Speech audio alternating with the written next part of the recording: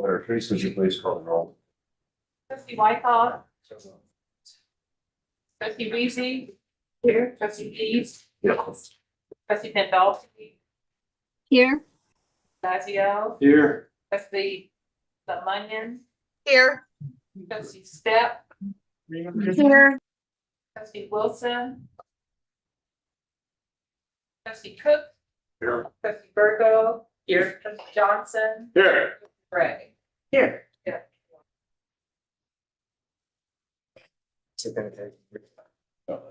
I move the approval of the agenda. Is there a second? I second it. Discussion. Okay, hearing none, Tracy, would you please call the roll for this? Trustee Weezy. Here. Trustee Keys. Trustee Pendleton. Aye. Lazio. Yes. Trustee Lemunion. Aye. Trustee Step. Aye. Cook. Aye. Trustee Virgo. Aye. Trustee Johnson. Aye. Trustee Gray. Aye. Both here. Okay, I move the approval of the minutes for the previous budget meeting on March 19th. Is there a second? I'll second. Second discussion. Tracy, please call the roll again. Trustee Weezy. Here. Trustee Davis. Yes. Trustee Pendleton. Aye. Trustee Lazio. Yes. Trustee Step. Yes. Trustee Lemunion. Aye. Trustee Cook. Aye. Trustee Virgo. Aye. Johnson. Aye. And Trustee Gray. Aye. Here. Okay, thank you. Next matter is a visitor comment. Dr. Curran. In the interest of time and with your permission, I'd like to just give my remarks to Ms. Johnson to be distributed later. Okay, if they're in a written form, they certainly will be incorporated into the regular minutes. Absolutely. Thank you very much. Okay, now we start the work session. And All right. Here we go. Well, thank you everyone for coming. In our last session, we kind of went over broad strokes and we laid out our priorities and our plans for developing a budget for 2024 and 25. Today, I'm going to do a little bit of a deeper dive into the budget itself and show how it lays out over funding areas. Jeremy's going to speak to us in greater detail about the budget and how we intend to fund it. Review budget highlights, general fund, other funds, and in the end, we'll ask you all some questions and ask for your feedback on today. So the next slide. I think it's important that we start this conversation first with talking about our accomplishments in the last year. We're wrapping up our major construction projects. We'll finish the last two in the month of June. But in just under 7 years, we've remodeled 28 locations, constructed 6 new branches, and fully staffed a new branch, which is East Independence, without adding to our total FTEs. I'm happy to announce also that we've received the delivery of our reading rocket, which is absolutely wonderful. And in our next board meeting, we'll have it pulled outside and you're free to go inside and talk to the staff that are responsible for making it all happen. This year is an important year for us. So last year we searched roughly 9.6 million items. But this year is notable in the sense that we're reaching or quickly approaching 10 million items. So this will take us past last year, obviously. It'll be an all-time high for the library system. And it puts us on a level with other library systems, which are worth noting. That would be like Seattle Public Library, or Dallas, Phoenix, or even San Francisco for that matter. They all serve roughly in that area. And here we are in the Kansas City metro area, in line with other major systems in the country. So what that says to me is the public is grateful for what we've done. They love our services and get great use out of them. And lastly, what we've done in the past year is we made a real investment in transparency and accountability. We've built the capacity of our finance department, HR and IT departments. And I think this investment, with the limited budget that we have, really shows our commitment to being much more financially accountable as we move forward. All right, and so now we're going to turn it over to Jeremy, I believe. Is that the next slide? Yeah. And Jeremy's going to kind of lift up the hood and give us a walkthrough of our budget. And then afterwards, we'll reconvene and kind of talk about it. So put on your thinking caps. Jeremy, take it away. Very good. Thank you, Aaron. You're welcome. We want to start the budget today with summary and highlights. The budget, the recommended budget, excuse me, that's presented today is $77.6 million of revenue and $80.7 million of expenses. We'll have a slide here in a little bit that will show that by fund. The recommended budget is providing all of the funding for those strategic initiatives that we discussed in March, such as the capital maintenance plan, planning for the future of headquarters and under-resourced communities, and providing additional funding for digital innovation and ebooks, which are experiencing exponential growth, as Aaron mentioned. This budget also expands our current programming and funding for our community spaces. So as you all are aware, nearly 90% of all our revenues come from the property tax. So we thought that would be the best place to start our presentation today. This slide here is a chart that's showing both assessed valuation and the levy rate from the 2017-18 budget on up to what we're recommending for 24-25. You'll see that the assessed valuation in non-reassessment years does not change dramatically.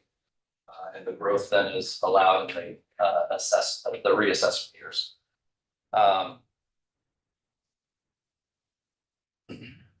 You'll also note that the levy rate is adjusting downward as the assessed valuation goes up in compliance with the Hancock bill. You'll note that in 2022, even though the assessed value didn't grow substantially, the board had a voluntary reduction of 2 cents. So that's noted on here as well. So the library's revenue comes from property tax. The property tax has an annual growth rate restriction. It has to be the lesser of one of these three things, either the actual growth in value, the consumer price index, or 5%, whichever is the lowest number. That's what the revenue growth is based on. And last year was the first time that I saw in recent history that the library was actually capped at that 5%, meaning that the value grew more than 5% and consumer price index was more than 5%. So the revenue was capped at 5%. This next slide is looking at the property taxes. Again, these are the actual taxes that we collected that are shown in our audited financial statements for each of the fiscal years from 2017 through 2022-23. And then we've projected 23-24 and the budget of 24-25. So the property tax growth is roughly 3.57% per year. You'll note that on this slide, we've provided what would have been collected had the levy not been voluntarily reduced. And we provide this simply to show context that the levy that we're requesting as fully restored would be in line with what those revenues would have been had the levy not been voluntarily reduced in the past. This next slide is one we're calling taxpayer impact. It provides a hypothetical scenario simply for context. So in this scenario, we're assuming that a home in 2018 was valued at $150,000. We're also assuming that that home takes on the average of the district's assessed valuation adjustment by year. And if that were to occur, then in 2024, that same home would be worth $208,438, which is about 39% more than it was worth in 2018. The property taxes that were paid to the library in 2018 on this hypothetical home would have been $112.95. And if the mill levy is restored, the property taxes paid in 2024 would be $123.40, which is roughly 9%.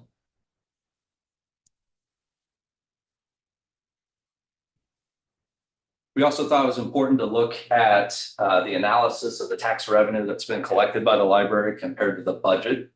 And so the yellow bar is the budget and the blue bar is the actual. And you'll see for the last several fiscal years, we've been right around 2% of collecting within 2% of our budget.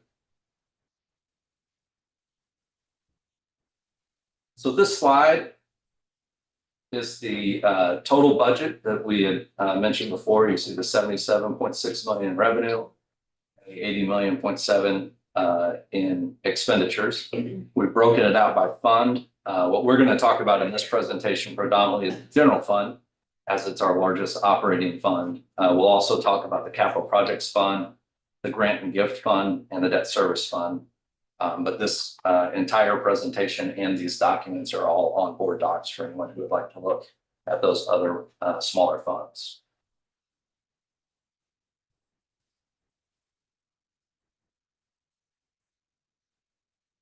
So we'll start with the general fund.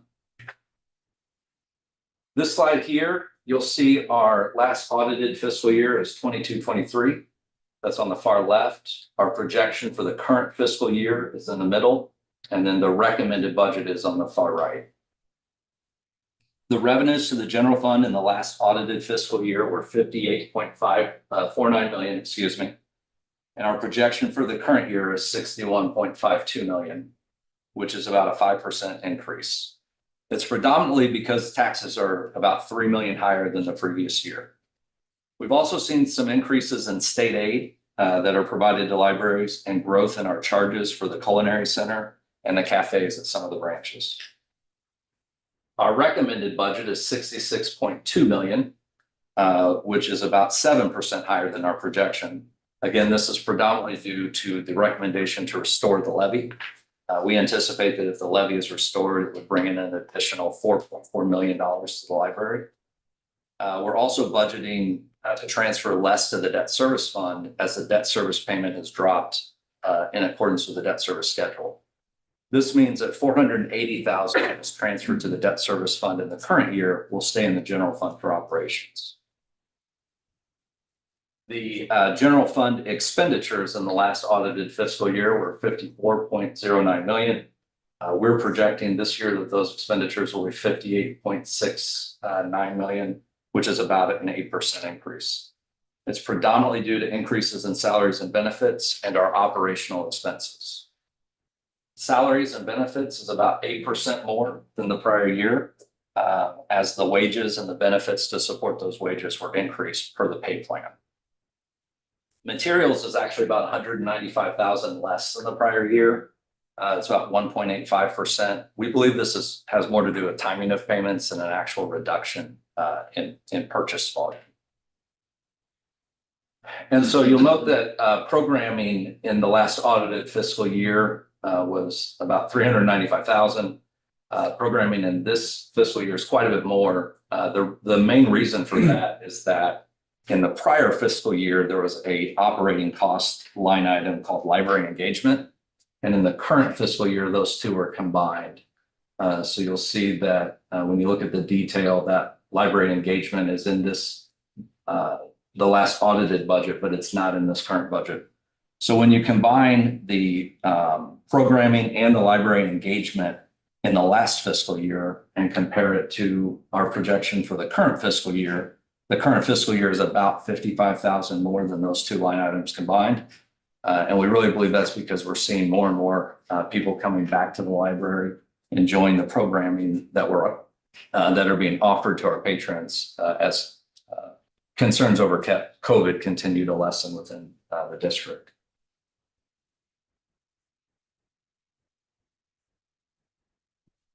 So our recommended budget is 64.5 million.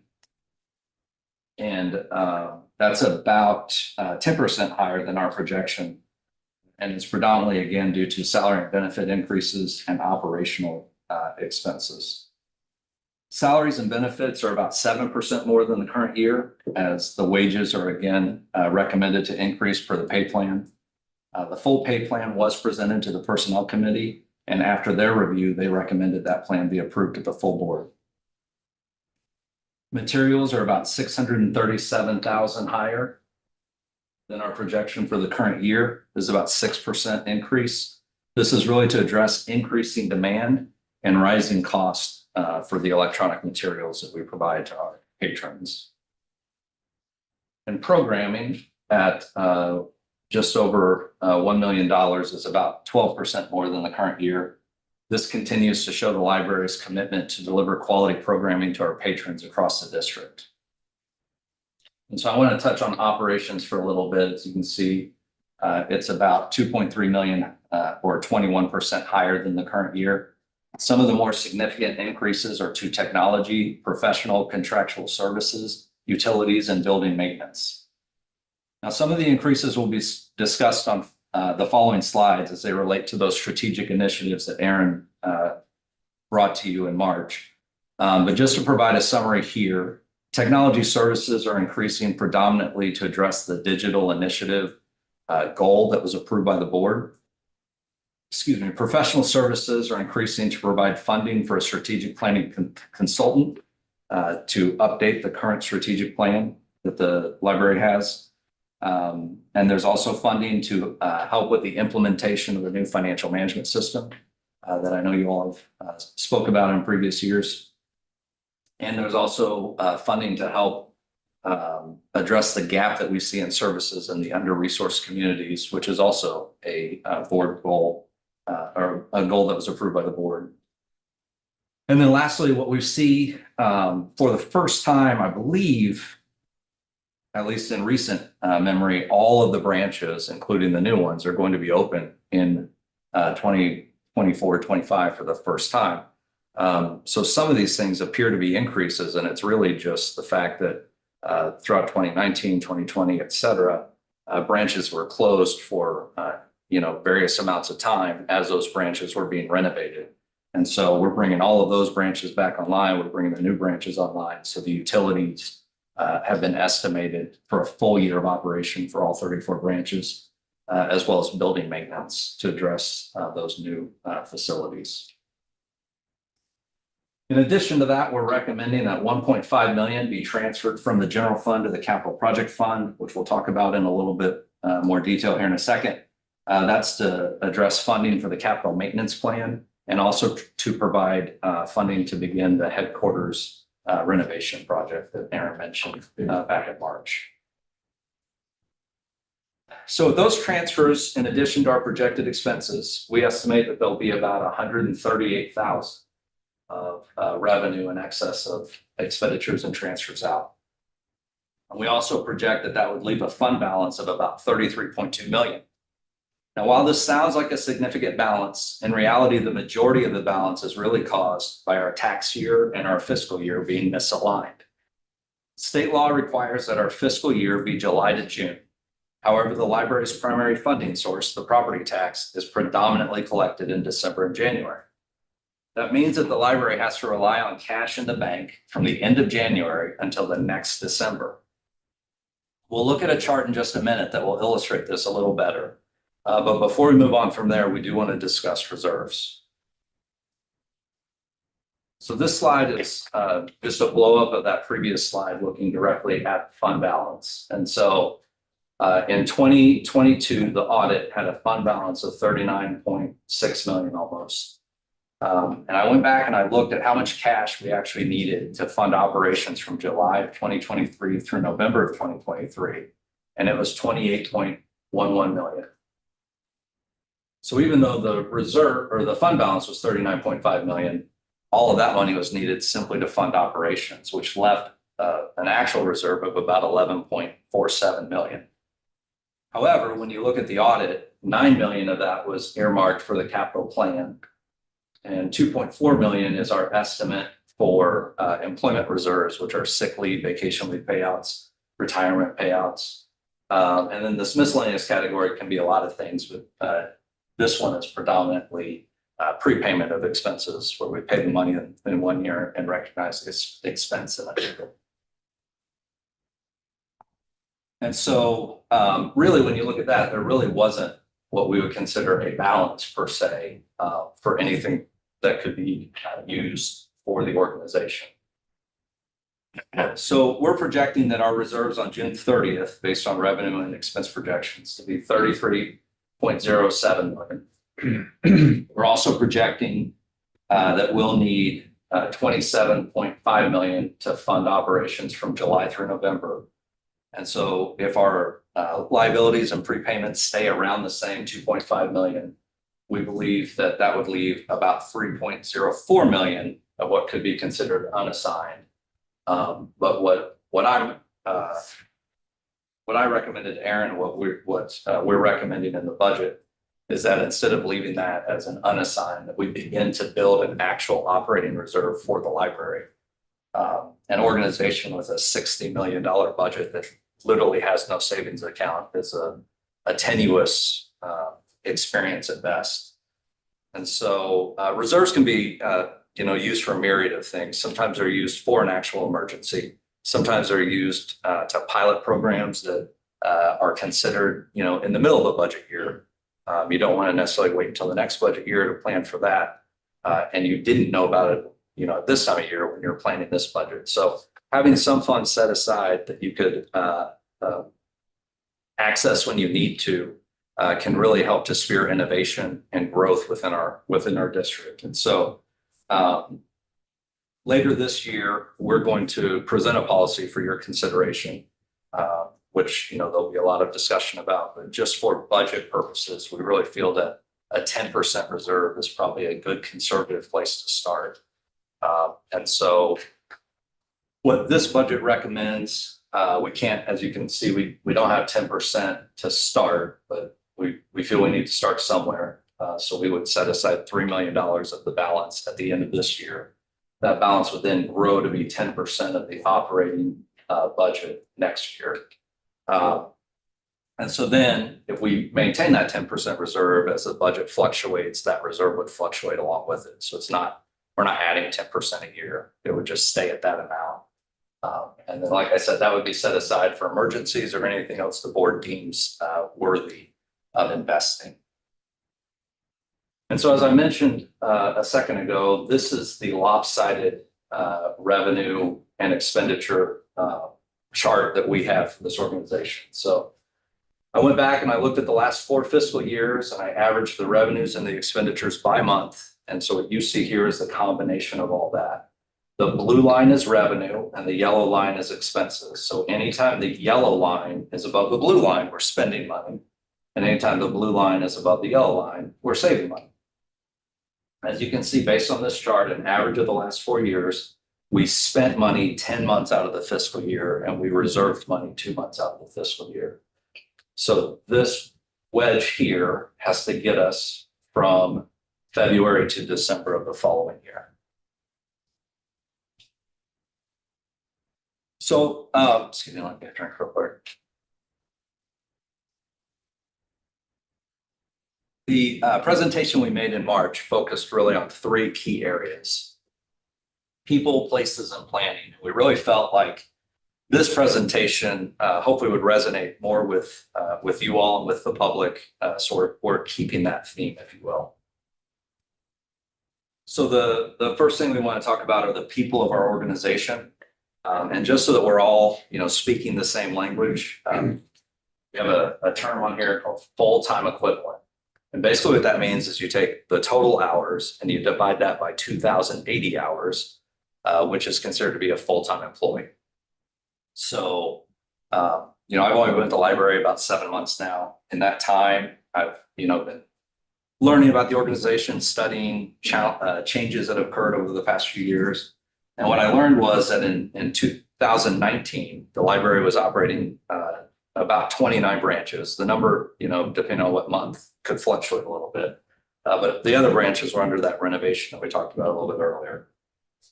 And so we had 29 branches open And we're operating that with 572 FTE or full-time equivalent. That includes full-time, part-time, all the hours added together, divide that by 2,080. That's your 572. That equates to an actual headcount of 894 people. So as you can see, that's quite a few part-time people that are supplementing that work.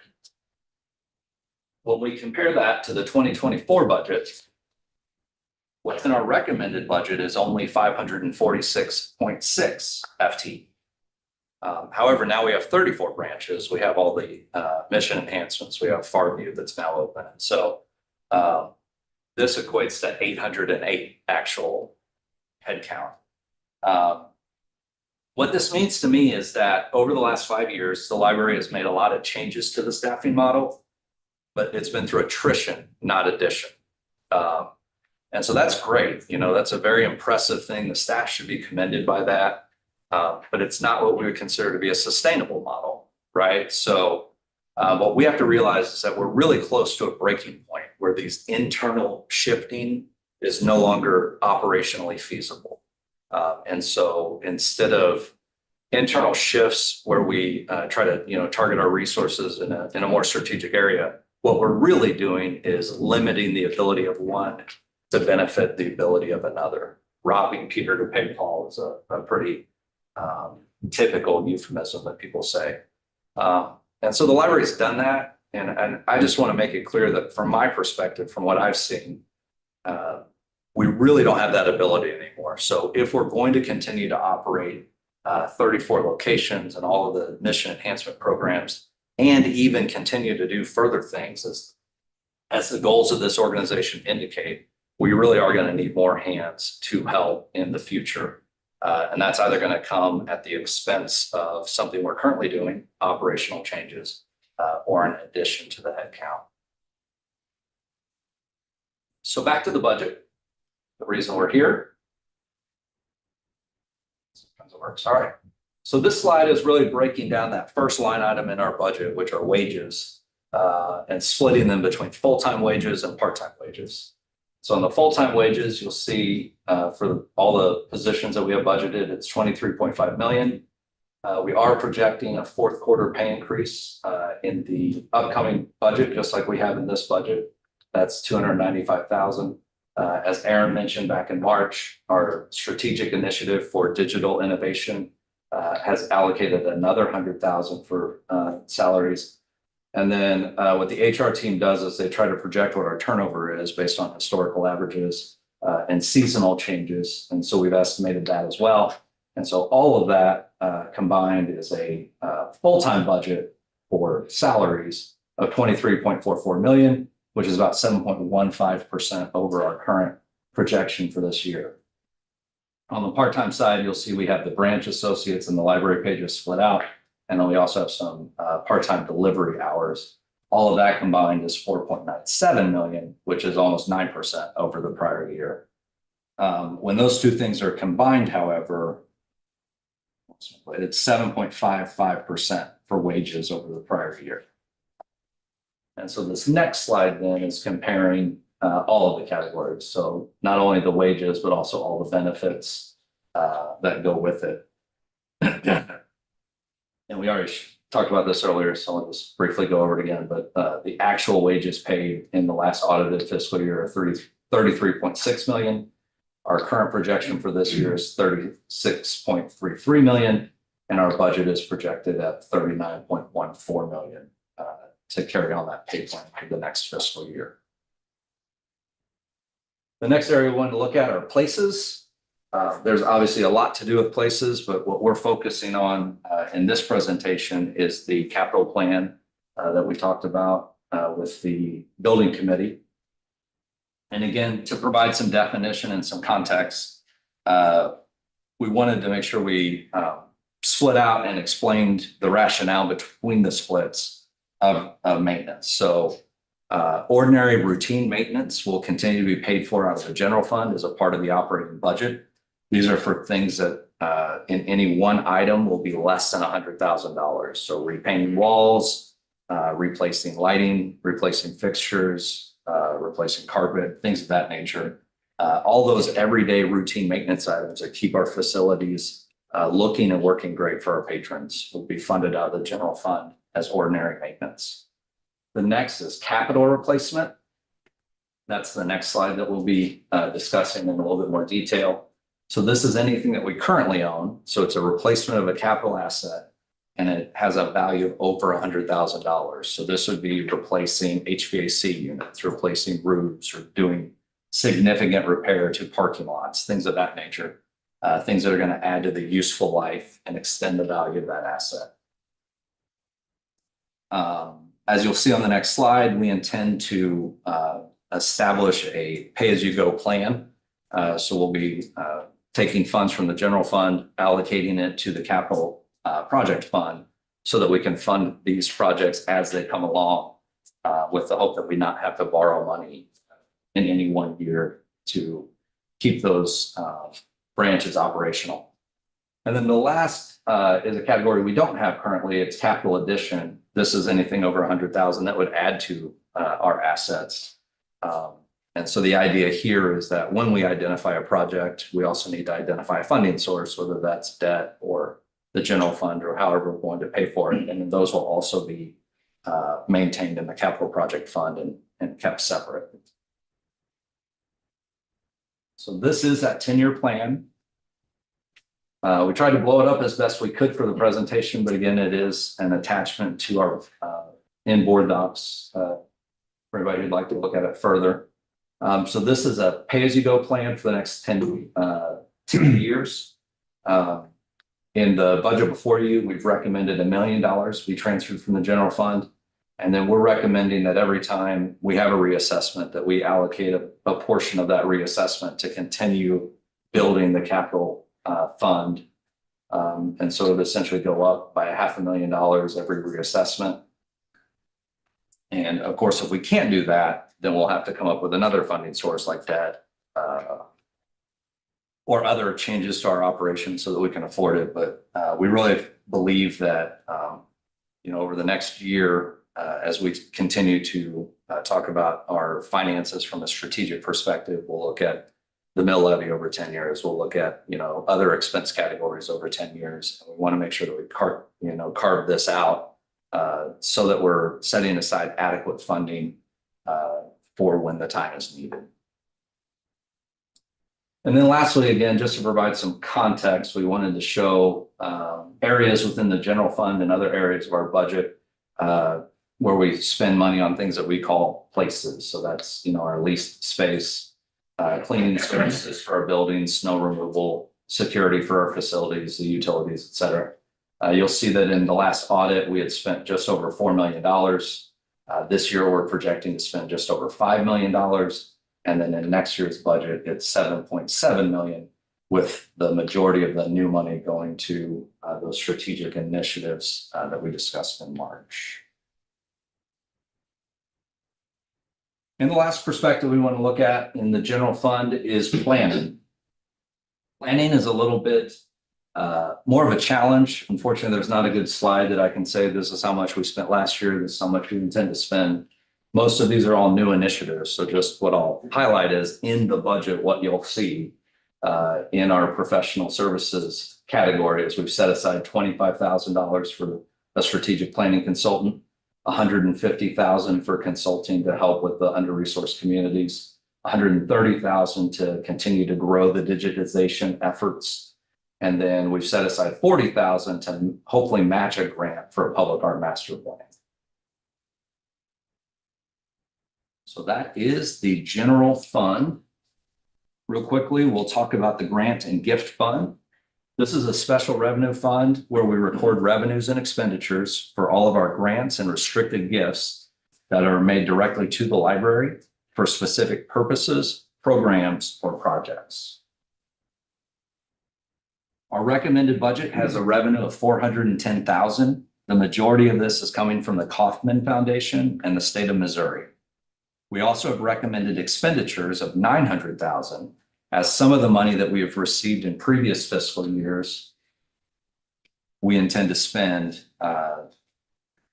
before the end of this fiscal year. Or I'm sorry, before the end of the budgeted fiscal year.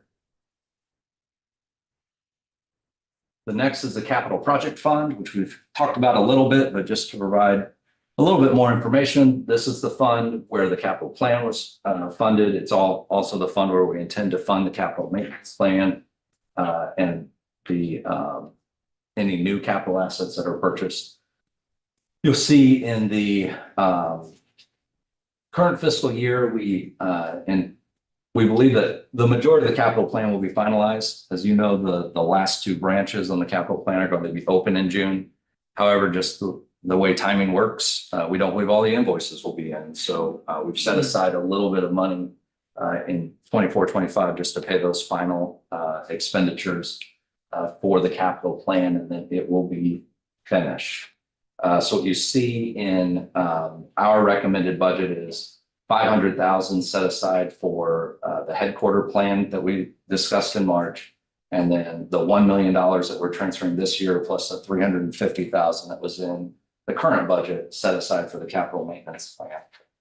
And the $500,000 for headquarters is for design, study, planning of the headquarters.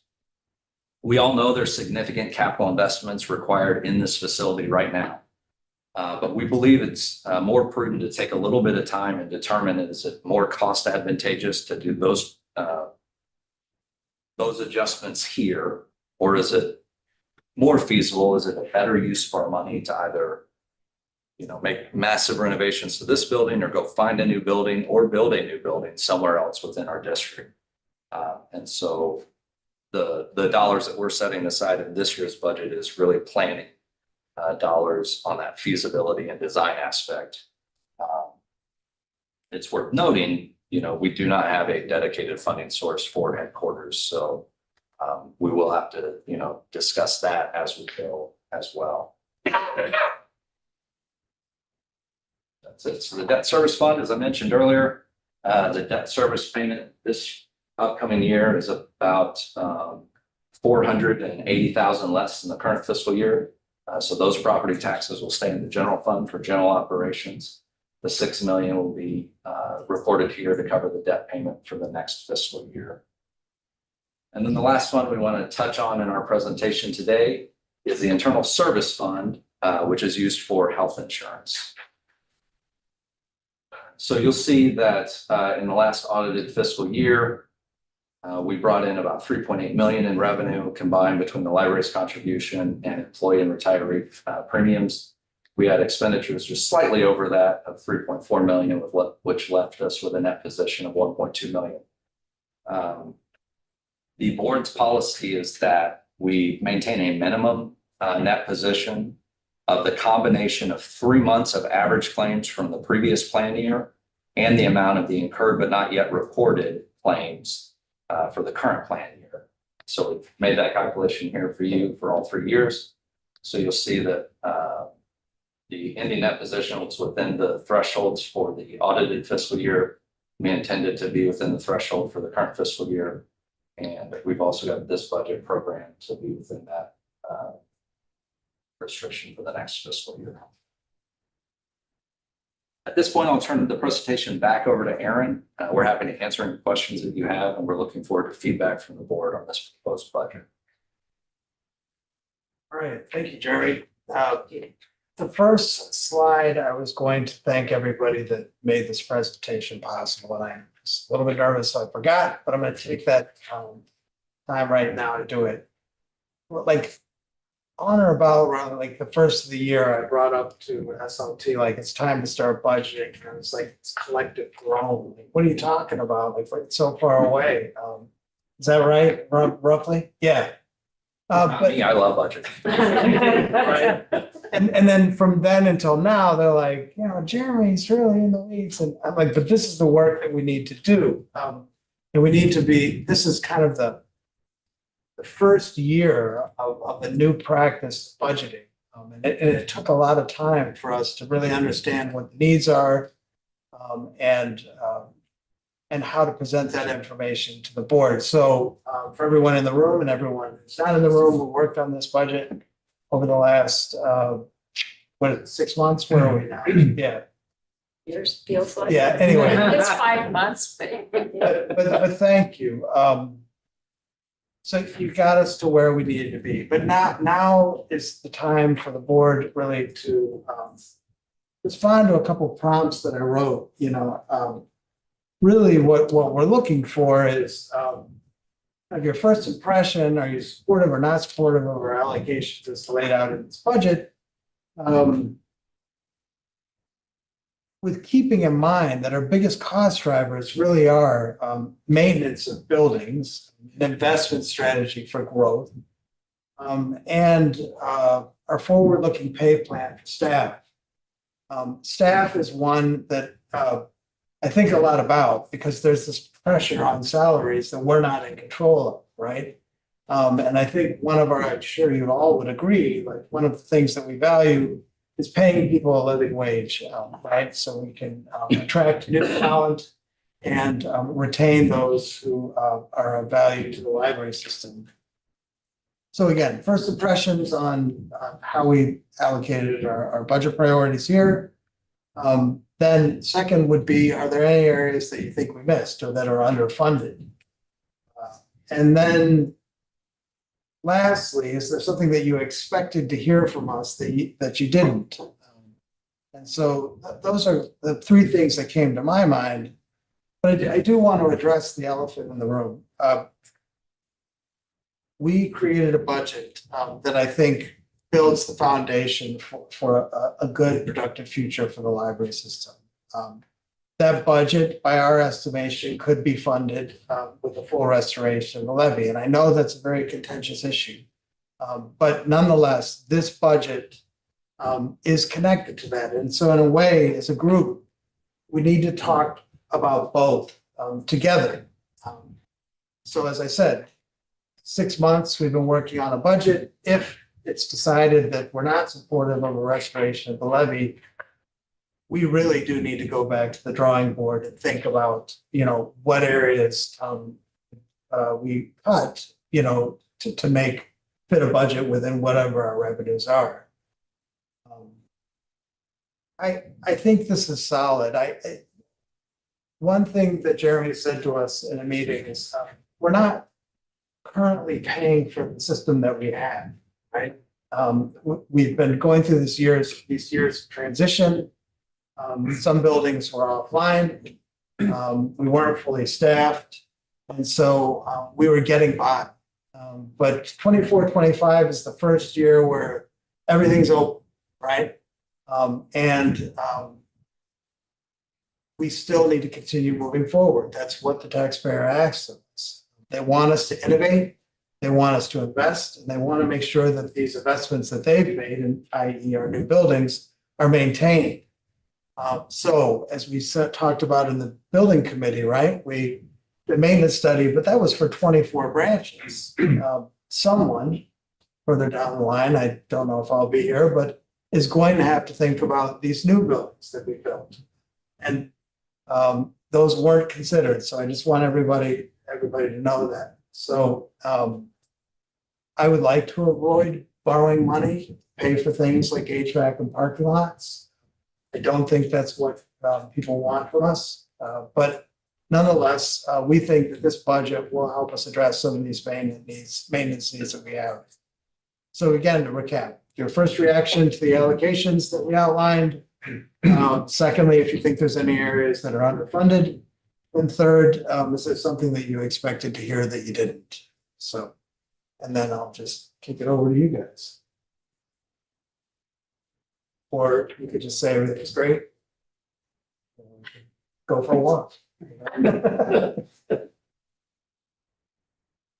Well, let me start. I have a comment to make. On the capital replacement plan, and I knew at our committee when we were talking about it, obviously all the buildings themselves were not in that plan, but I never heard until now just to what extent time-wise they would continue to not be thought about.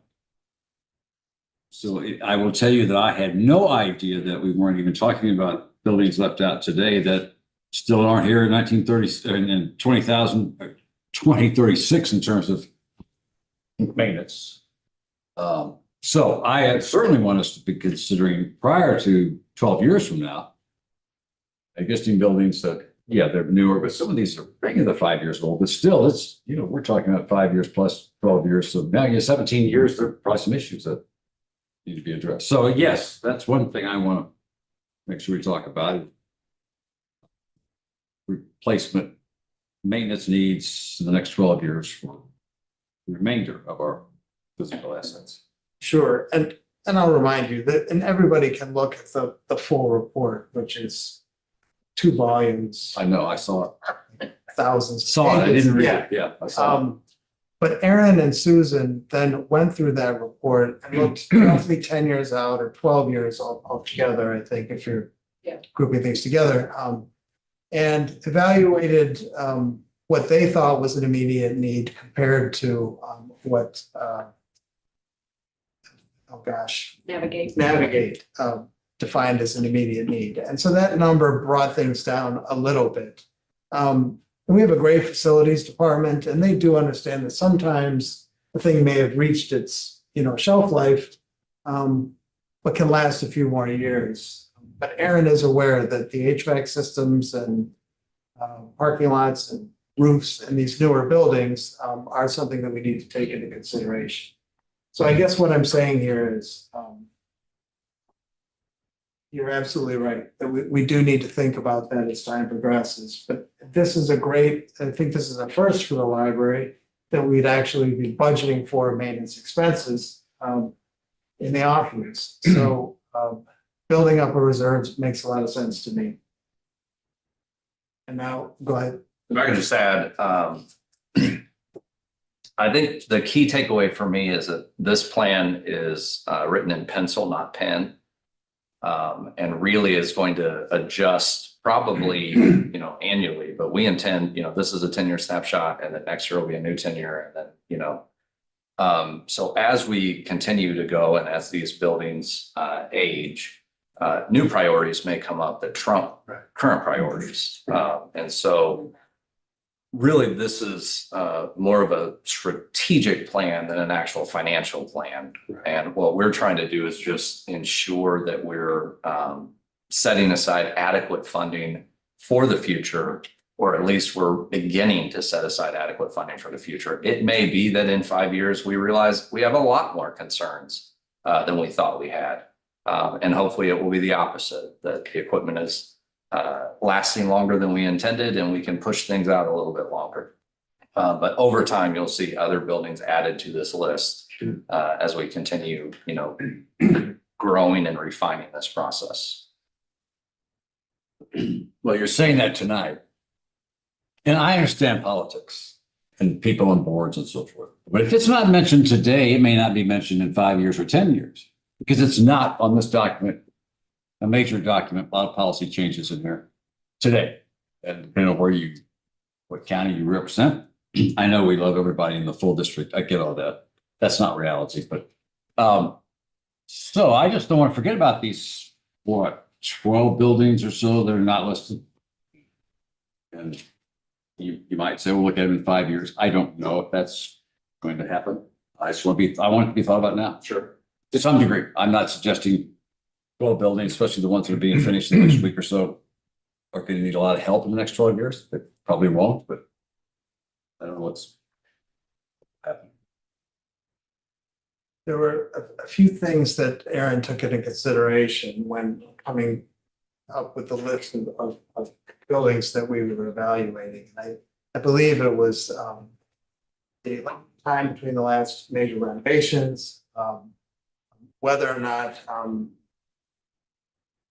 the buildings are new or remodels. And that certainly is something that we need to think about. I think the best plan here is, we were limited in the scope of work. I think time and budget we had to devote to this maintenance study, which is why we didn't include every building. And if I remember correctly, Aaron was saying it's like not time well spent. We're just with a brand new building. We know what the average life of the HVAC system would be for a building like that. Therefore, we could develop a plan as the years progress. But no one wants to forget, or ignore, the 12 branches that are mentioned in the study. And I will say, not having a plan in place has led us to where we are today, where you have a major location, 40-something square feet, 40,000 square feet in North Independence that was last touched in 2010, right? That is a community of great need, and space really needs to evolve with that new need that it has. So I don't want to ever get back to that place where we just leave something untouched for so long. Comment? I just want to say, since I've been on this board, we've never had anything like this. I think I can say, so I just want to commend you for the work that you guys have done, that you presented here. It's really good start. I mean, we got to start somewhere. Mhm. And, you know, you guys have put together, put together a basis for that. And I really appreciate it. It took a lot of hard work to put all this down and, you know, and process through all of this. And yes, is it going to shift? Is it going to change? Absolutely. But it's a work. It's work, like a work of art. We were talking about art earlier, but it is kind of a work of art. And I finally, you know, after 4 years, I guess, or something like that, of being here, this is the first time I've ever seen anything like this. And it's really great, really good. Thank you for all the hard work. And I think this is something we can work with, we can move forward with, and it's really positive. Just back to those three categories of people, places, and planning. The budget document really should reflect the values of an organization. And I think that those values are reflected in this budget. It's even more important than the strategic plan, this one in particular, because we are looking 10 years out, you know, and we're signaling to the community that we admit some communities are under-resourced. We need to rethink our service model in certain areas. And we intend to continue to make investments and to modernize. So, but thank you for your kind words. And again, thank you, Jeremy. I will say, if you scan the room, the people with the least amount of sunlight are probably sitting on that side of the room because Jennifer and Jeremy are just hunkered down, combing through spreadsheets day in, day out. And so I do appreciate all the hard work they've done.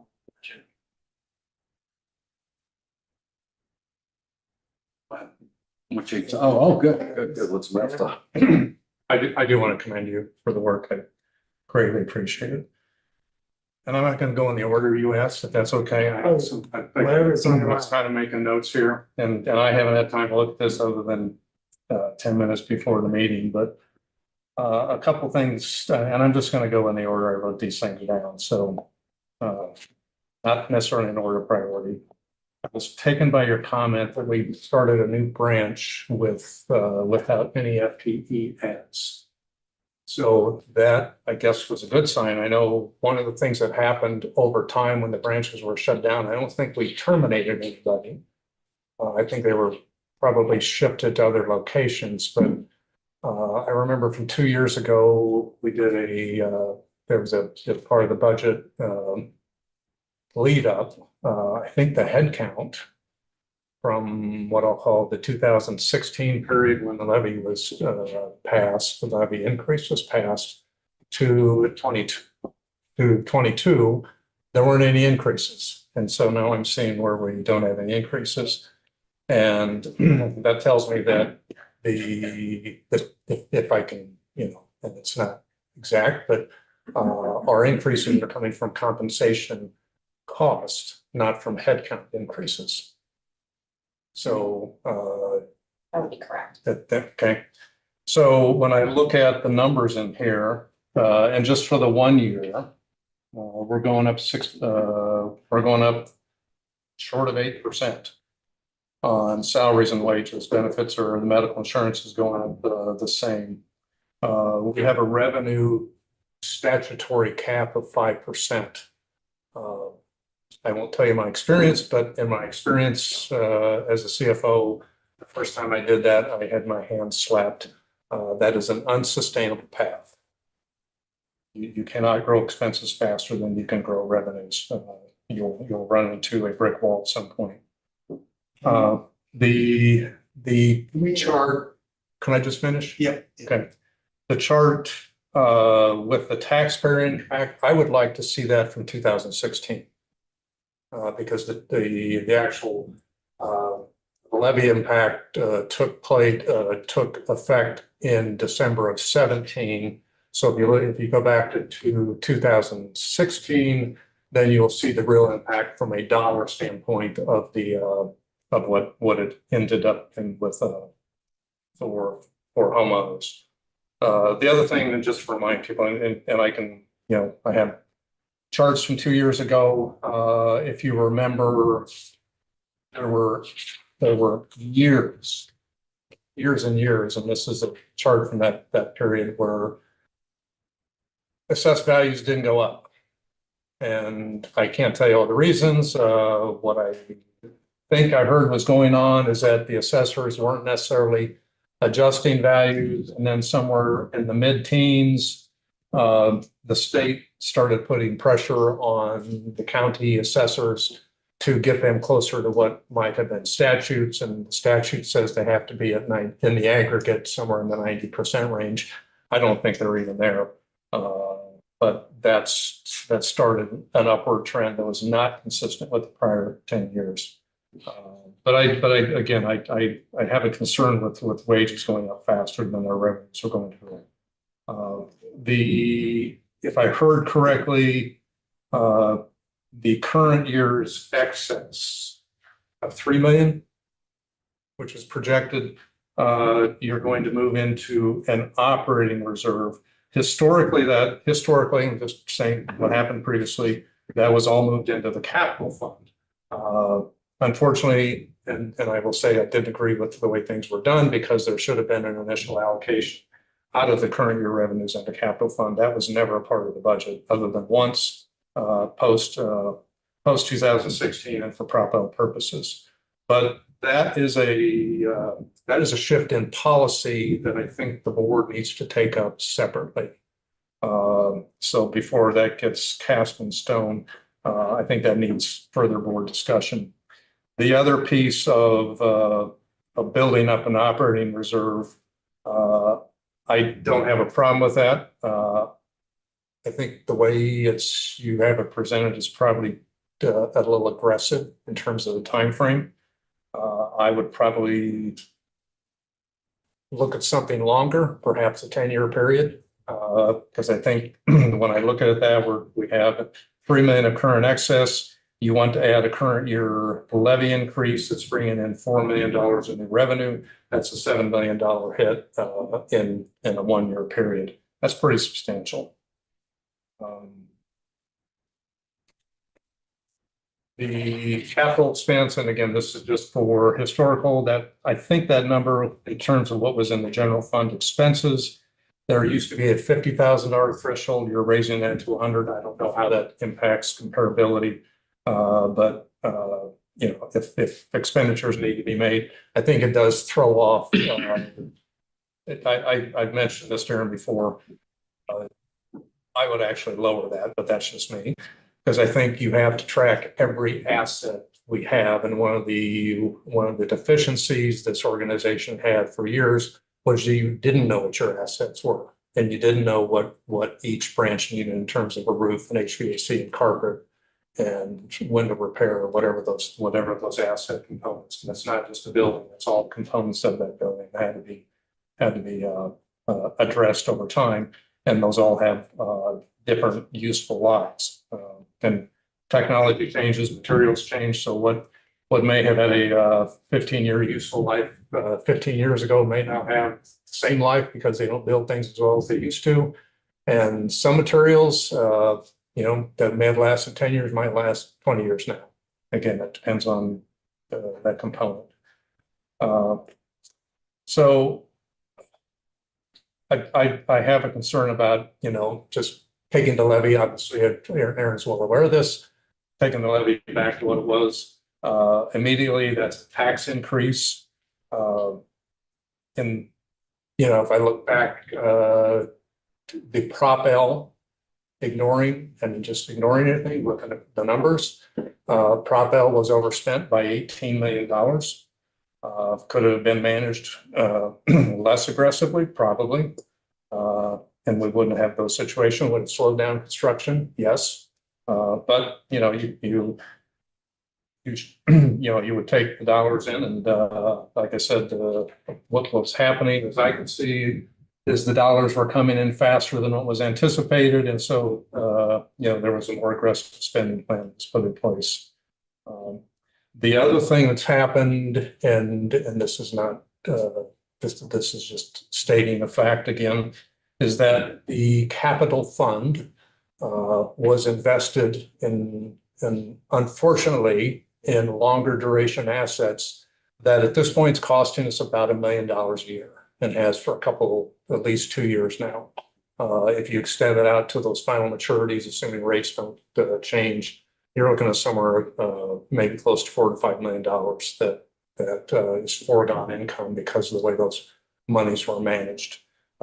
That's significant. So those are my comments. I'm, like I said, I'm concerned about the big issues being the way the compensation is growing relative to the revenues, trying to get things back to a point where you think you're in a safe or what I'll call a safe structure. I think that we're more of a balanced structure. Too quickly, this organization overspent, and I think it should take a few years to get it back, and maybe underspend for a few years, but in 5 years you can get to the same place, and that's where I am. Sorry, I do need a little clarity on this. When we're talking about wage growth and why it's happening, and what it means to budget for it next year, Jennifer, can you give us a little bit of history as to how we've tackled this and why it is that we're trying to keep entry-level positions at a certain rate? Yes, I think, of course, we have lots of external factors that we can't ignore. So,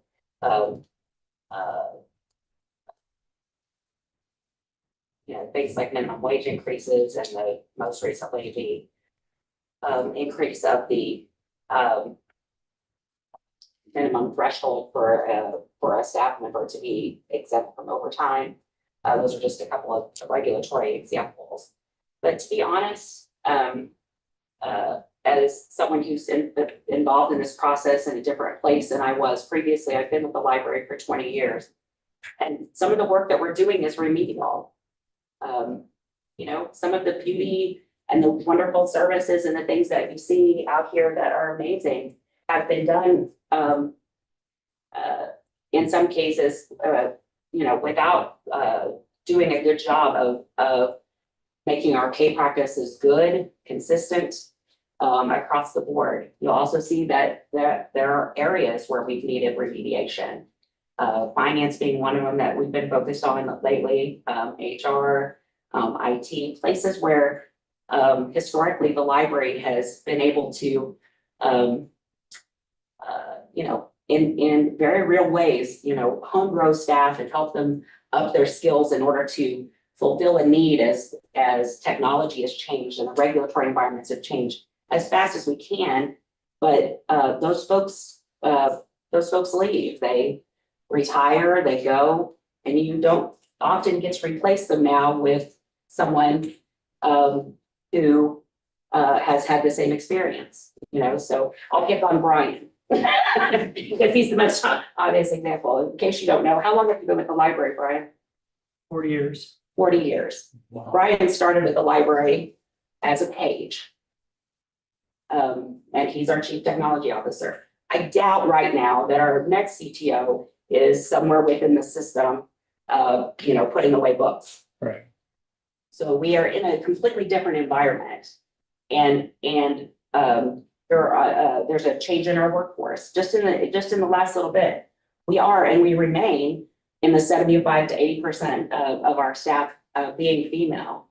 And having 75 to 80% of our staff being women means that, which has always been the case. You can go back to the 60s and 70s. But women working in the 60s and 70s were supplementing their household income, often working part-time, and didn't have the same concerns as women in the workplace today, who often may be the primary breadwinner or only breadwinner in their family. So the expectations for the current workforce are different than we've ever seen. That who we're able to recruit matters, and so we're just there's some of this work that's just remedial. And that's why we, have to continue to look at all the different pieces of our budget and make sure that we are allocating appropriately, and that we are able to provide excellent services, excellent materials, all the things that we've always done and continue to do, but not do it hoping that we're going to get just the right staff who will accept a little bit less and do more all the time in order for us and the public to have what they expect of excellent public library service that they're paying for. With all that said, it is a concern though, because it's a Absolutely. recurring cost, right? Any increase you give today, it lives on for years to come. And so we have that in mind, and we fully understand that really a full restoration, that's a fixed revenue stream, essentially, like it's not going to change. And so we have to work within those constraints to grow and evolve as a system. And so that does mean some tough choices need to be made further down the road. You can't just grow exponentially each year. So I hear you, I do. So, thank you, Jennifer.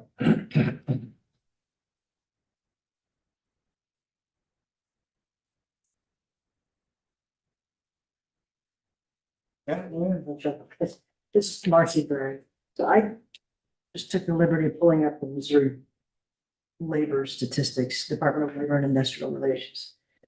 Because I was curious. I mean, I know people are making more at minimum wage now than a few years ago.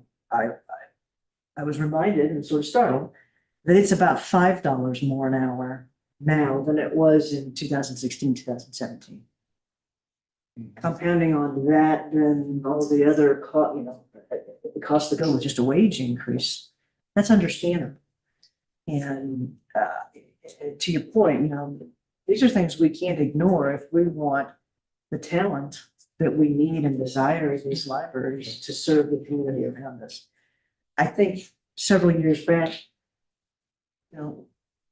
voters looked at what we have before us and said, we'd like to see, and we presented the vision and they approved it. I think if we consider restoring a levy, we're not asking for a new tax. I think we're asking ourselves to give the voters what they've already said is acceptable. And I think as we look at how our costs are going to increase over the years, but not just with personnel, but with the maintenance and so on, to me, that's just an argument to go ahead and restore and be thoughtful now and pursuing this plan. That, as you said, I really appreciate the thoughtfulness that's gone into this. It helps us to understand very specifically people with personnel costs versus facilities and program and all of that. To me, this is, we've been entrusted with funds available to make this happen. And I don't think the public is saying, pinch here, cut here, hire just the very minimum of people that you can get to provide these services, because they're relying more and more upon us for these, especially our school programs. The number of kids that frequent the library just up the street from me goes up every year. as their services and their funding goes down, their school buildings, as they have a need to connect electronically, as they have a need to rely on ebooks and audio resources that they can't get elsewhere. This is the cost of a community benefit for our society that I think we are expected to nurture and to provide and be forward thinking on. And again, as I especially look back and think, $5 an hour less just a few years ago, and to know that still at $12.30 an hour, that's not a living wage. We're still, that's just for the folks who are still considering this part-time work. You raise a really good point, thinking about what were women in the workforce looking for 20 years ago. It was in large part supplemental income to maybe a family breadwinner who had the family insurance plan, who had, the other benefits, and that's not necessarily the case now.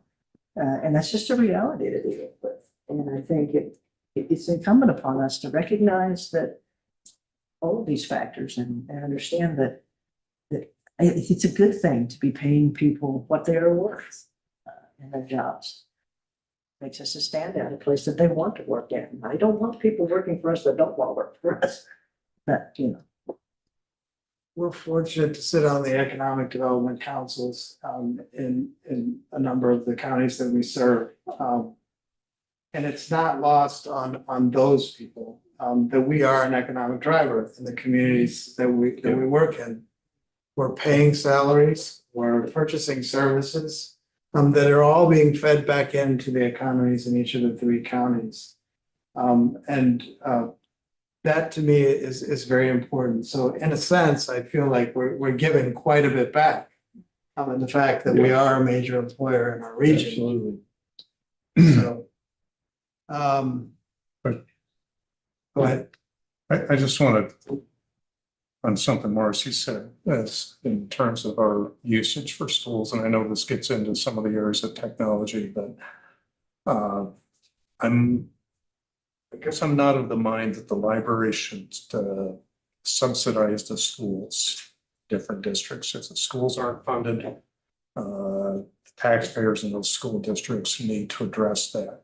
I don't think the library should be taking on responsibility for whatever, if Independence cuts back, and I don't think the plant, Clay, maybe the rest of Jackson County would look upon that favorably. At least I don't think people in Platte would. So I don't think that should be it should be a driver for us. It may impact us, but that needs to be taken up locally by the school districts and those people in that district. I want to throw one comment toward that. You can look at the budget of any school district in this region, and you will not see anything having been cut. They're scratching and clawing, and it's not at the local level that people are rolling back. There's no rolling back of budgets, but I think what we see is there's an increased need for resources that on the present state level funding, they are not able to increase. And one then gets into maybe a philosophical question: at what point, who provides the knowledge? Well, certainly for K through 12, it's your school districts, but I see plenty of 20-somethings and 30-somethings who need to learn new skills, learn new talents, new things that are marketable for job advancement, and that's not something that your K through 12 system provides. So when I look at, I look at the online resources that my out of school age kids use, there's an increasing demand for that, and that we are providing. And so, yes, we have high schoolers and so on using resources, but we also have 20 students that will go through multiple careers in their lifetime who need to continue to build job skills. And we look at what higher education costs are available to them. They have to find affordable ways to do that. And I think the community has decided that an investment in public libraries is an investment in lifetime learning, not just K-12. It serves our younger people, but it also serves all of those people who need the skills to build a resume, to take some online certification classes, to find the books and the stacks, to take the test that they need to get to the next level in their job. all of those things are important and we can't turn it back on people. And that's not something that your local school district levy covers. It's true, but I'm with Gordon, like, Can I interrupt you? I really take exception to talking about education not having enough money. It is the most bloated, god-awful, mismanaged structure in this country. And the federal Department of Education should be disbanded and everybody should be fired, okay? All those people need to go home. My mother started teaching rural schools in 1935 with 1 year of college education. She put everybody through 8th grade. They probably had better educations than most high school graduates and probably some graduates, college graduates today. That was the structure of the rural education system back then. It was run by farmers and you had a single teacher in that school teaching those kids. That is why homeschooling is exploding today. It's because of the failure of the education system. There is so much money spent on administration, all these ridiculous programs that go on. And I'm not even going to get into those. And, you know, facilities that aren't maintained, the priorities are out of whack.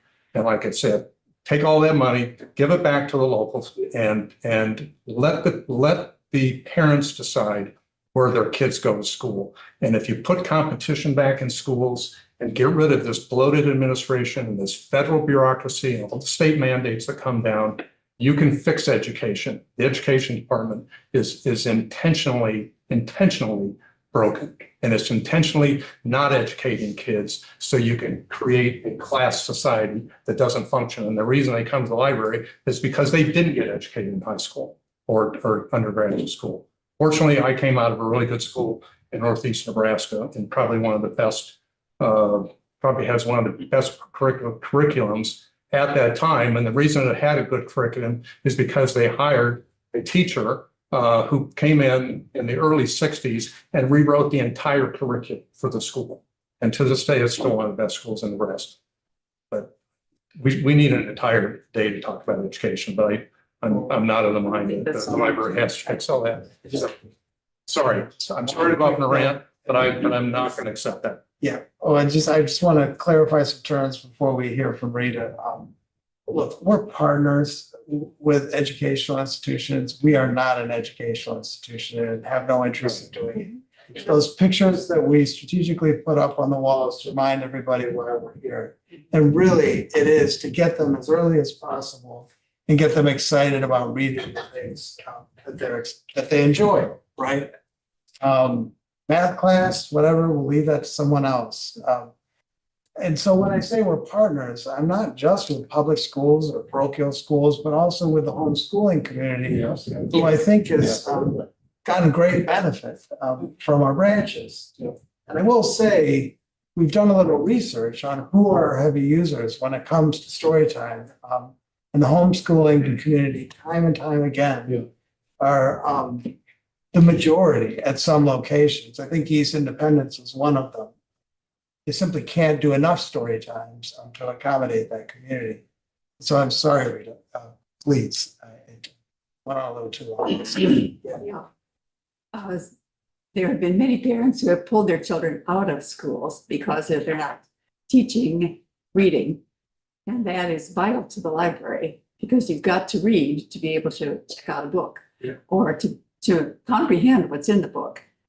And because our high school population in Missouri is reading at a 7th grade level when they're graduating from high school, they are not able to get into colleges without a remedial reading program for the most part, unless they have been supplemented at home. And that's where the library comes in. So if a parent brings their students in, then they want good books. And we have limited the number of books now in our libraries because remember when we had the 7-foot stacks or 6-foot stacks and they were full of books. Now we have much shorter stacks and they're almost empty of books compared to before. So I wouldn't say that the library is meant to supplement what the schools are not doing. But the education system leaves a lot to be desired, and I don't think that the library can make up for what the education system is lacking. Also, in the schools, they are using computers for so much of their schoolwork that they will go to the computer before they'll come to the library. And they have their computers. In fact, we could be sitting next to each other, talking to each other on our phones. That's a type of computer. Until that completely, blows up. And if there is if anything coming in from overseas, China is making its moves on Taiwan. We are not looking at the overall view, but it could be that we no longer have a system that works because we don't have the electricity to work it. So I would say I like to be able to project if everything stays the same, but it's not staying the same. We do not have the income today that we had 10 years ago. And people are putting their groceries on their credit cards and not being able to pay off their credit cards. So we're in a completely different financial situation right now than we were 10 years ago. So I think we should plan for what we have today, but also realize that it's not the system that we had in place or the education that we had in place. One more anecdote before we circle back to our calendar. The other night, I was fortunate to have dinner with friends, and in that room was the Secretary of State. And I was talking to him about libraries. The one thing that he brings up time and time again is our investment in Excel Online High School and how meaningful that is. And he views it as a vital asset for our communities. And a great contributor to workforce development. Because to someone's point here, really the majority of our graduates are over the age of 20, right? And they're looking to become employed and become ready to work and contribute to society. And the work we do with that, offering that Excel Online High School in partnership with Kansas City Public and Literacy KC, helps us, achieve that. So that's just one example of the type of support services we have that I think are a benefit to the community. I hear you guys. I do. So where we are now, if there's, we do have a public hearing that will kind of share this budget with the public in June. Early June, and then after Gordon and the Finance Committee give a thorough review of our budget, they'll then pass it along to the full board, and that's around June 18th, if I'm not mistaken. Yeah. And then later on in the year, in September, we would decide on what that levy rate would be. So that's just a little reminder of what our timeline is and the work we need to do to get us to a point where we have an adopted budget. Trustee Virgo. Yeah, you finished what you were saying. I just got a comment. Oh, I was vamping, as they say. Yeah. Go on. Yeah, I appreciate all the hard work and staff from doing this and looking forward, looking at the trend lines, looking at where we've been, our process, where we're going. But I think it is important for us as a board to realize that we now have 34 branches instead of 31. We now have more services. We now have staff that have more specialized skill sets. We're not just hiring people to put things on shelves. We're hiring people with culinary skills, people with literacy skills, people with different skill sets that also require, that necessitate higher pay salaries as well. We are finally right-sizing salaries from years of stagnation because we didn't have the funds to raise salaries. And these are people who have stuck with us, have worked hard with less, and we're now right-sizing that. And I think what we're looking at right now is really a new baseline based on what we have and what we have marketed, what we have promised the public, not what we had before. And I think we need to give staff time to really be able to do what was promised to the taxpayer. And we can adjust later on, but I think by not fully funding a workable, practical budget, we're really saying, forget what you said, we're just gonna go about with business as usual. But we have said, we've promised new buildings with new capabilities. We've promised community spaces to be used by our patrons. We've promised new services, better services. We've promised higher access. And we've promised a staff, a group of employees who are better compensated and more skilled.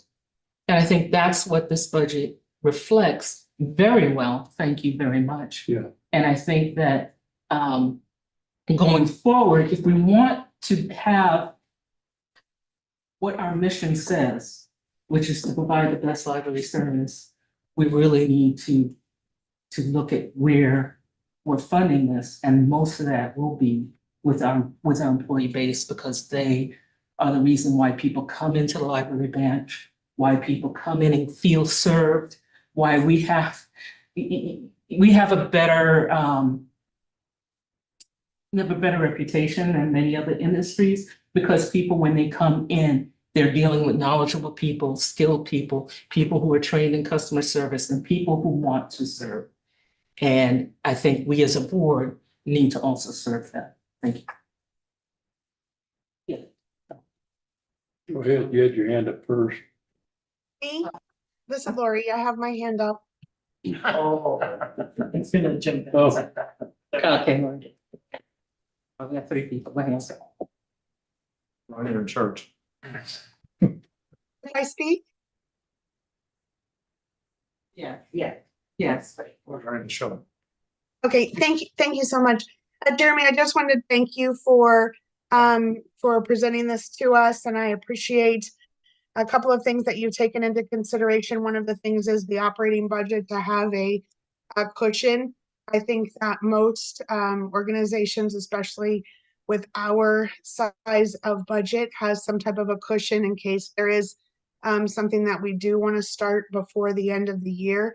And so I just want to call out that I think that that is a really great thing that you're looking at doing. I did have a question about that, and I didn't know if that's going to require a vote or a change, since I know that we have so many rules and regulations associated with our, like how much extra we can have and where we have it. And so that's my only question, but otherwise I just want to thank you for your work on this.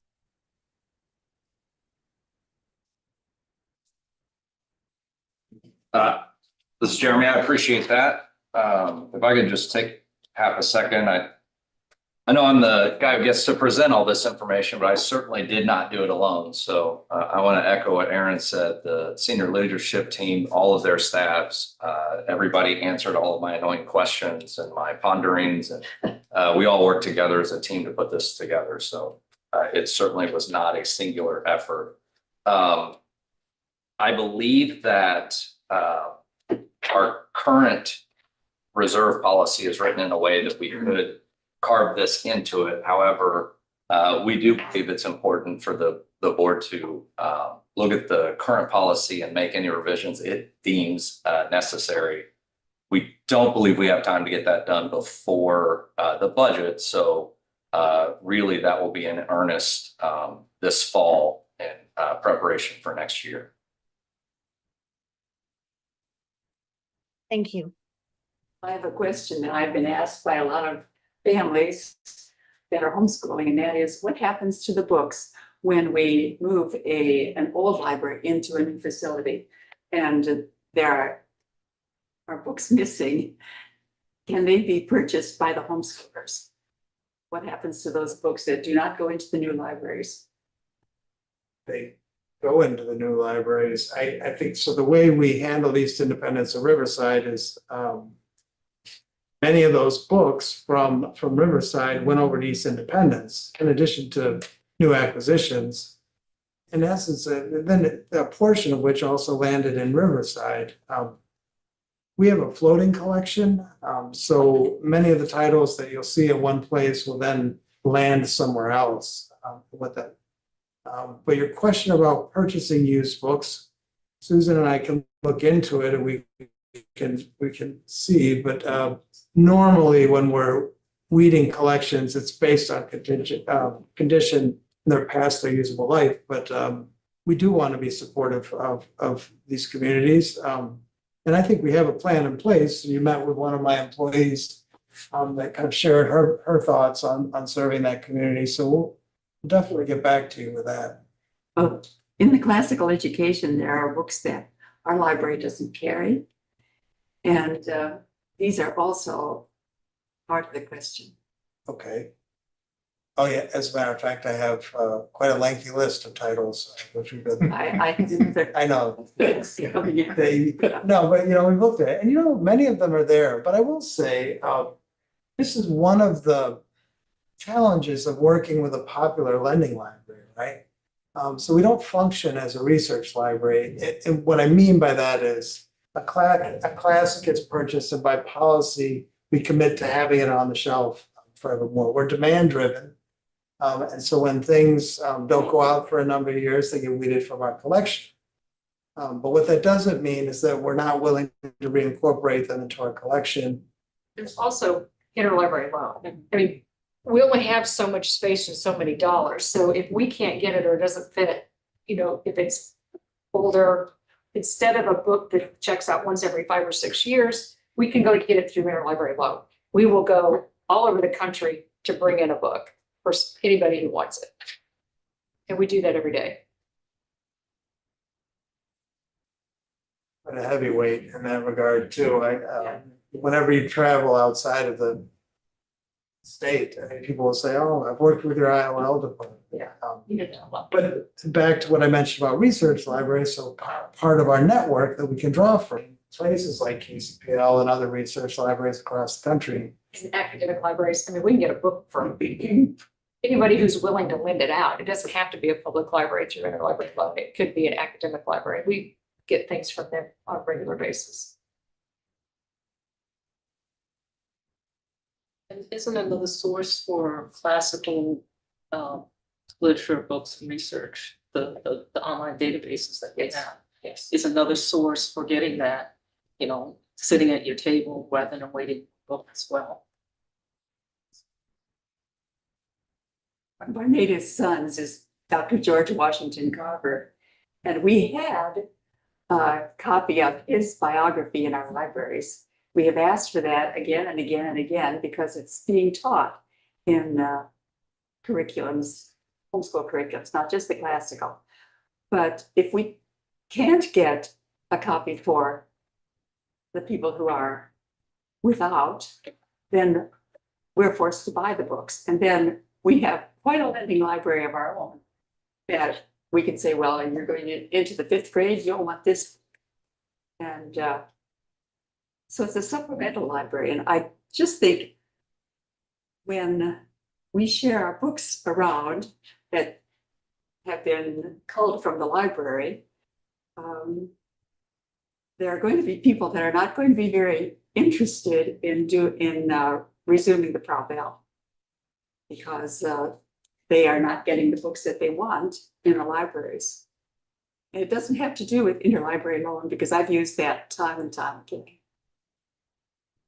We recognize, life here in Missouri is very different than it was in Ohio. So I was aware of homeschool communities in Ohio, but I can't say that they were anywhere near the number of communities, the growing community that we have in the state of Missouri. And as I talked about in my first budget presentation, and I'm sure Katie McDonald shared with you, that community is a priority for us, and resources connect with them have been allocated within our 24-25 budget.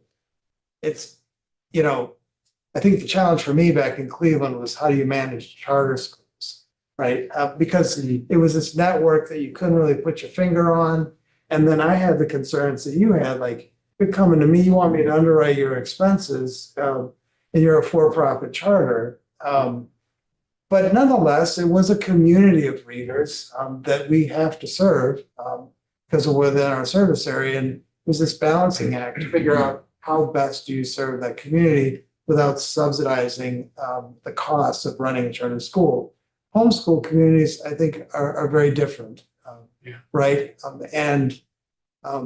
The ask of the library from the homeschool community, as far as I can see, is very little, right? They're just asking for support for the work they're doing at their own expense at home. And serving that community is a priority to me, and we'll do our best in the coming year.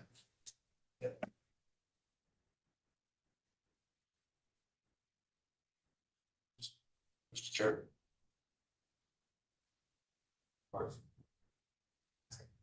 I just want to get back to the budget briefly. There's a discussion about personnel and the amount of money allocated to personnel. By the way, this study, I appreciate what you've done. I wanted to make a city that I served before in an elective office. We made a decision to encourage the people employed by the city to make a career out of the city.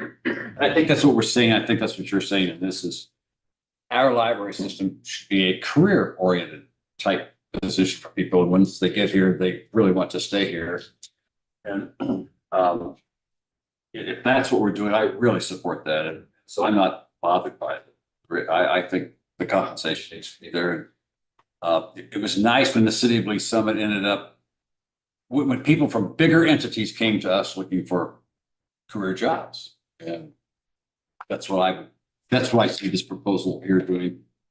I sort of support that. And let me just say, from the maintenance standpoint, I support using the levy as originally passed in 2016. And I know it's been adjusted because of various public requirements, but I would go back to the original levy as it would have been with the 16 vote.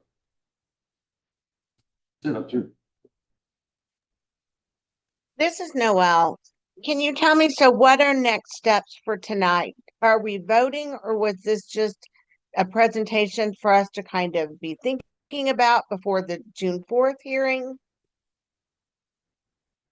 It's the latter. I think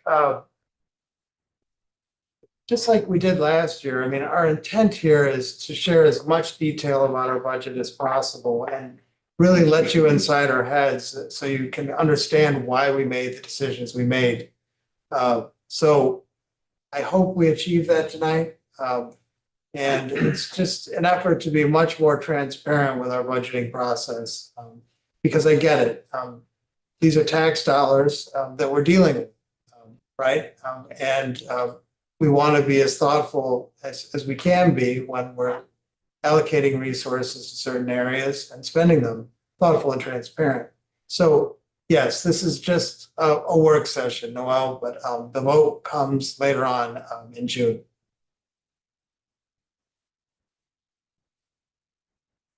Yeah, I just had a general comment, and this is nowhere at the level of the detail that the discussion has been. But going way back to the beginning, first came Adam, then came Eve, and then, back that far back time. My thought is that as a special taxing district within the state of Missouri, we exist only because the voters say we want to exist. And where my little duck hunting pond is in Ray County, there's a levy district, there's an ambulance district, certainly a school district. All of these are initiated exclusively because the people said, we want it. Then the voters said, oh, by the way, I as a voter choose to impose upon myself as a taxpayer how we're going to pay for the levy, the ambulances, the fire trucks, all that stuff. And that's exactly what the heck we did here in mid-continent. So my thought is that, again, my leanings are to the right. And if the people say this as opposed to government, I would rather place my loyalty to the voice of the people as opposed to, and nothing wrong with it, but the folks at City Hall, the county courthouse, the legislature, the Congress. And I think the immediacy of the people saying this is what we want, we're going to pay for it. is a voice that bears a lot of attention. Now, the opposite, of course, would be like an activist judge saying, you don't know what the hell you're talking about, I know better, and we're going to change it around. But again, I said my leans are more to the right. Now, I don't know anything about library sciences, so my thought is that, how do I assume my responsibility as a representative from Clay County? And that boils down, you folks to the right of Joycelyn, whom we explicitly trust, have to go through this process. And then, you go through the scrutiny. But my thought is that at the foundation of this is something that I, as a taxpayer, decided I want. And just through that election, it turned out that this is why we're here. So my thought is that if we go to the levy maximum, we go there. If we go below what we're paying right now, that's fine with me, as long as the decision is based upon prudent moral judgment, ethical judgment on how you're going to allocate my tax money. I'm done. And when I said it, I truly mean it. If you decide that, hey, we have enough, we can go down, that's fine. But that's a result of your exercise of prudent decisions.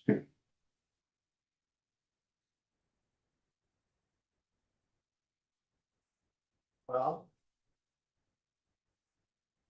Anything else? Well, we can say thank you. Oh, yeah, yes, sir. Well, yeah, that's a good one right there. Thank you. Yeah. It just seems to me, and correct me if I'm wrong, but Ron mentioned the word foundation. I was thinking about that word before you ever said it, because we don't have a solid foundation to stand on and build on, then the house is gonna crumble.